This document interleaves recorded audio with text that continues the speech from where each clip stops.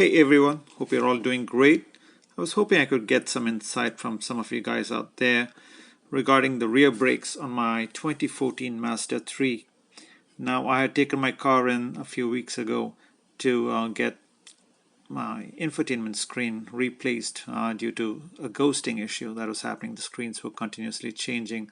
So the dealership got that done and they offered maintenance checks on the car, which I accepted. And they did tell that my rear brakes were down to 3mm and the front brakes were to 6. So they recommended getting the rear brakes and the rotors changed. And they charged, I think, around 500 Canadian, $500 Canadian for the whole process.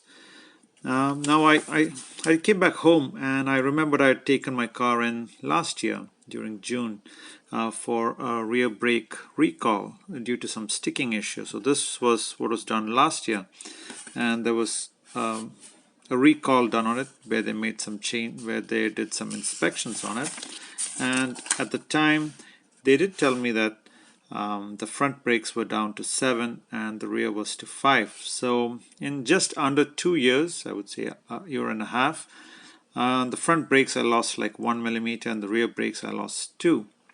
Now it's always been my understanding that in the braking procedure, 70% of the braking is done by the front brakes and just around 30% is done by the rear brakes. So I was just wondering why my rear brakes are wearing out much faster than the front brakes.